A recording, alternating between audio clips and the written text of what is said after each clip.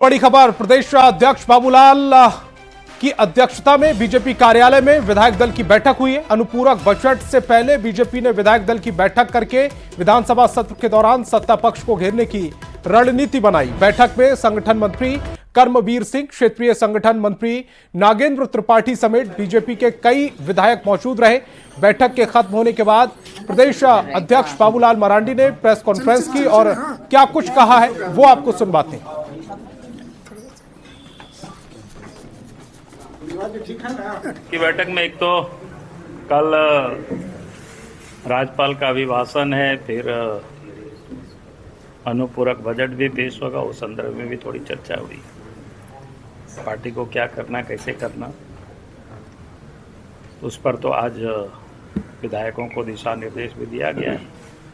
शेष दिशा निर्देश कल जब हाउस हो जाएंगे तो इसके बाद आगे बता दी जाएगी। विधायक के बीच में विचार विमर्श होते रहता है और संगठन के बीच भी हम लोग चर्चा किया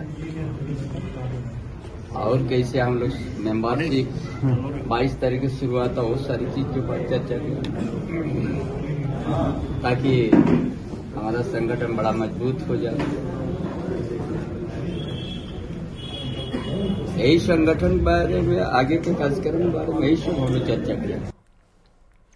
रांची में कल जेएमएम केंद्रीय कमेटी की महत्वपूर्ण बैठक होगी। जेएमएम महासचिव सुप्रियो भट्टाचार्य ने कहा है कि चुनाव में जीत के मजबूत पक्ष से लेकर हार के कारणों पर चर्चा होगी। इसके साथ ही 2025 में होने वाले जेएमएम महाधिवेशन पर निर्णय लिया जाएगा। इसमें सीएम हेमंत सोरेन समेत कई कार्यकर्ता मौजूद रहेंगे। बैठक में देश में मौजूदा राजनीतिक हालात पर भी चर्चा की जाएगी।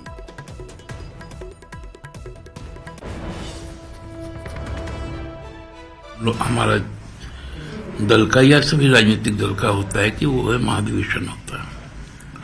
वो महाधिवेशन में 2024 में हमारा तक का कार्यकाल है। उसके बाद फिर हमको नया महाधिवेशन करना है, तो उस विषय में भी निर्णय होगा कि स्थान क्या होगा, दिनांक क्या होगा, तो उस पर भी एक विचार विमर्श के उपरांत निर्णय लिया जाएगा।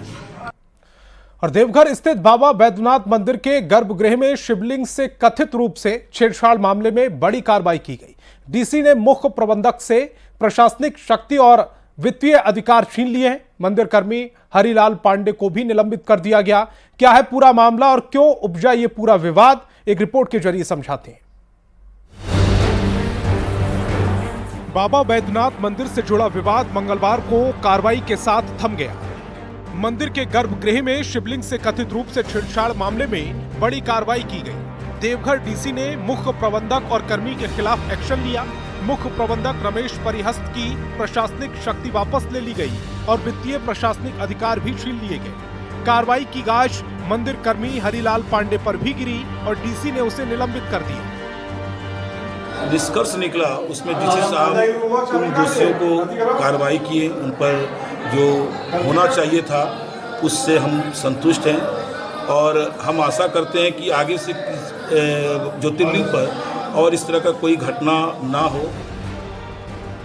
ये पूरा विवाद कैसे गहराया, जरा ये भी समझ लीजिए। शनिवार को बैद्यनाथ मंदिर के गर्भगृह में विशेष सफाई की बात कहकर परिसर में सूचना फैलाकर दोपहर 3 बजे ही मंदिर का पट बंद कर दिया गया। उसके बाद मंदिर का पट श्रृंगार पूजा के दौरान खोला गया और पूजा की गई। जब दोबारा रविवार को मंदिर का पट खोला गया तो शिवलिंग का रूप बदला हुआ था।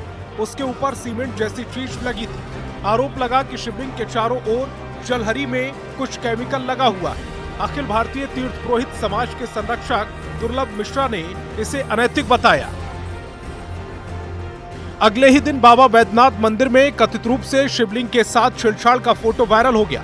इसे लेकर पंडा धर्मरक्षिणी और तीर्थ पुरोहित ने कार्रवाई की मांग की। इसके बाद एसडीओ रवि कुमार की जांच रिपोर्ट के आधार पर डीसी ने एक्शन लिया। देवघर आयुक्त की इस कार्रवाई से मंदिर के पुरोहित और सरदार पांडा के प्रतिनिधि संतुष्ट हैं, पर भविष्य में ऐसा दोबारा न हो, लिहाजा सावधानी बरतने की चेतावनी दी। बाबा के शिवलिंग के ऊपर केमिकल लगा दिया गया, यह बहुत ही दुर्भाग्यपूर्ण बात है। ये सब नहीं होना चाहिए। कोई भी कार्य होता है, जिला प्रशासन और मंदिर श्राइन बोर्ड से आदेश लेके कार्य करते हैं तो अच्छा रहता है।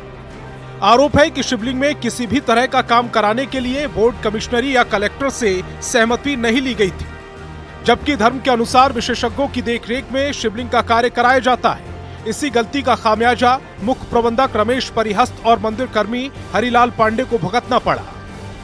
देवघर संवाददाता मनीष दुबे के साथ ब्यूरो रिपोर्ट, न्यूज़ 18।